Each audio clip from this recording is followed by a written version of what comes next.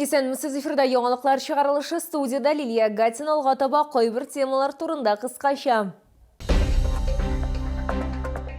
Герой булып тумыйлар, герой булалар. Йоршолыда Россия герой Сергей Чебнев бюсты ачылды.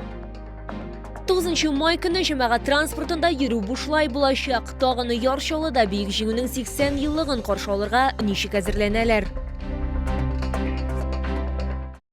Герой булып тумыйлар, герой булалар. Бүген Йоршолыда Россия геройы подполковник 1-нче армия корпусы 18-нче гвардия мото уткычлар дивизиясының 9-нчы мото укчылар полкы батальоны командиры Сергей Чебнев бюстын ачуга багышланган тантаналы митинг узды.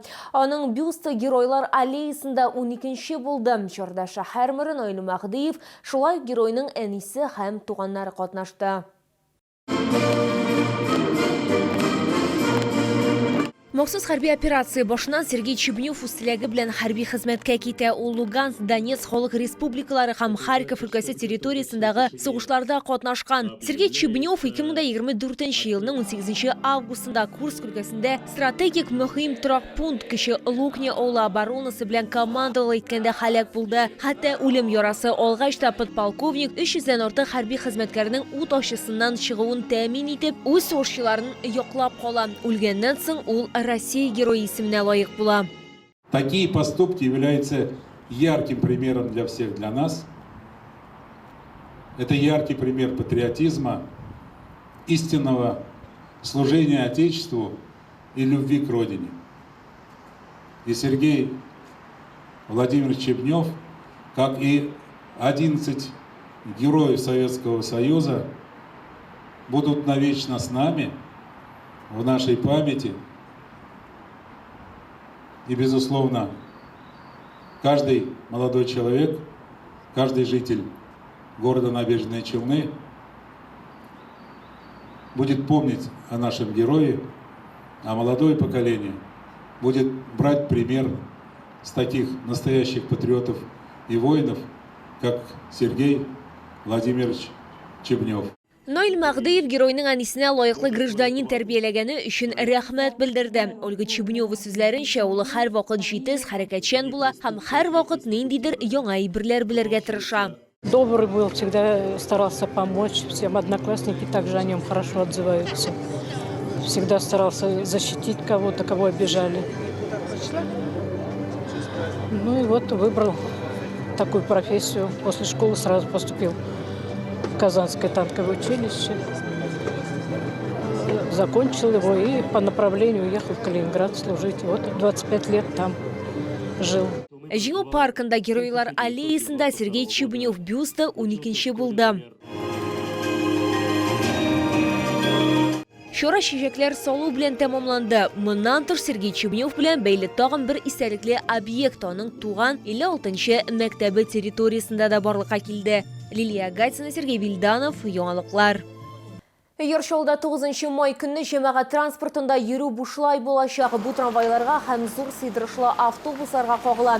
Әлеге йөкләмәне шәһәр мэры Наил Мәхдиев бирде. Билгеле булганча, агымдагы елда ил бөек җиңүнең 80 еллыгын бәйрәм итә. Аңа әзерлек күчәйтелгән режимда алып барыла. Бу бәйрәмне оештыру да, төзекләндерү дә, торгызу эшләре дә. Работы ведутся на мемориале Родина-Мать Вечного огня.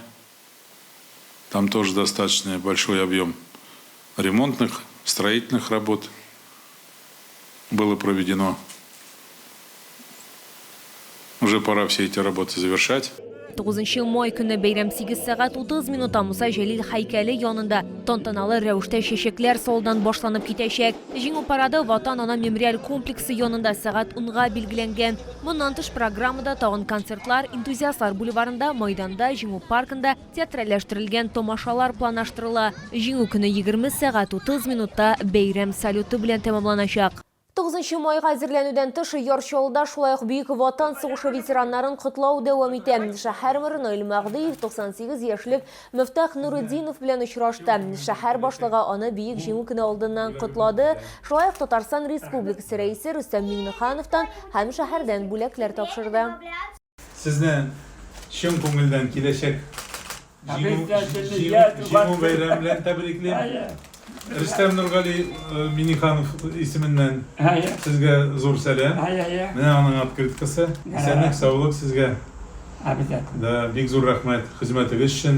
Сугыш башланганда Мөфтиф Анасовичка 15 яшь була, ул башкалар белән бер рәттән колхозда эшли. 1943 елның ноябрендә фронтка алына. Башта өйрәнү полкына билгеләнә, яңа хәрбиләрне пулеметчы итеп әзерлиләр. 1944 елның апрелендә аны алгы сызыкка җибәрәләр. Мифтах Нуретдинов пехота полкы составында сугыша. Румыния, Чехословакия, Венгрия һәм Австрияны азат итү операцияләрендә катнаша.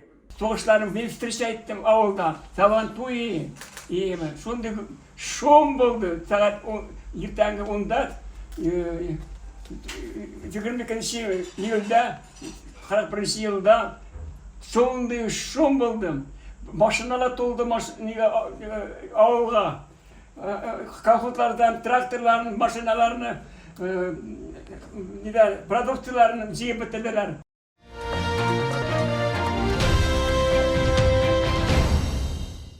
Истә тотарга һәм хөрмәт итәргә радио көне һәм 9 май алдыннан Күңел радиосы үз тыңлаучылары өчен бәйрәм оештырды. Татар эстрадасы йолдызлары катнашында зур концерт Чора символик урында Җиңү паркында узды.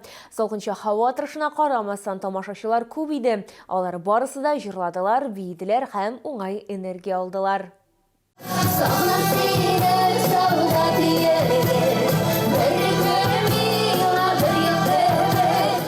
Радиосы концерт программасында Татар эстрадасы йолдызлары иң яхшы номерларны берләштерделәр. Сугыш елларындагы легендар һәм җиңү җырлары, аларны безнең бабаларыбыз фронтка киткәндә башкарган.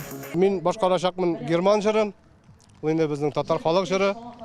Ул инде 41 елда язылган булган. Аны инде безнең бабаларыбыз сугышка киткәндә җырлаганнар. Җиңү паркында шундый күркәм җырлардан торган, Күңел радиосы оештырган концерт бара. Һәм менә мин инде шатланып, сөенеп килдем, чөнки үзебезнең менә шушы җиңү рухында язылган матур җырларыбызны халыкка җиткерергә дип ашкынып килдем. 80 еллыгы һәм инде шулай ук радио көне уңаеннан. Бик теләп килдек, чөнки шаллыны яратабыз. Күңел радиосында безнең җырларыбыз яңгырый. Шаллы тамашачысын яратабыз. Монда бик гади, бик рәхәт. Бик җылы каршыла торган тамашачы. Шуңа күрә без бик яратып киләбез һәр вакыт. Татар эстрадасы йолдызлары үзләренең җырларын хәзерге хәрбиләр өчен дә башкаралар. Шулай ук аларга гуманитар ярдәм җыялар. Менә төнге сәгать 4-тә безнең юлга кузгалабыз. Күчтәнәчләрне яңа халыкның яңа бәйрәм күчтәнәшен алып барабыз, егетләргә кулларны тапшырабыз. Аларга исәнлек, саулык телибез. Алар безнең геройлар. Күңел радиосының концертына килгәндә тыңлаучылар үзләренә зур тәэсирләр алды. Күңел радиосына бик зур рәхмәт. Концерт бик шәп. Артистлар, бүтән яраткан артистларым җырлый. Бик матур алып баралар һәр вакытта. Безгә бик ошый Күңел радиосы. Һәр вакыт рәхәтләнеп тыңлыйбыз, рәхәтләнеп җырлыйбыз, алар белән уеннар уйныйбыз һәр вакытта. Молодецлар, рәхмәт аларга бик зур. Алда да аларга уңышлар. Күңел радиосы концерты бик ошады, бик күңелле булды. Рәхәтләнеп биедек, җырладык. Рәхмәт катнашучыларга барысына да бик күңелле булды. Күңел радиосы киләчәктә дә үзенең тыңлаучыларын концертлары белән сөендерәчәк.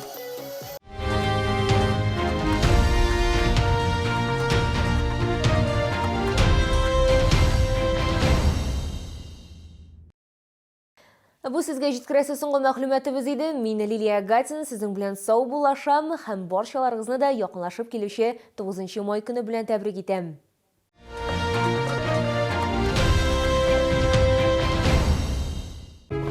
А теперь пункт 5. Сосиски нежные со сливками 400 грамм 109,90. Летом варикоз прогрессирует. Остановите это сейчас. Диагностика ваших ног в клинике «Идеальные вены» за 1000 рублей. Звоните 25 35 23.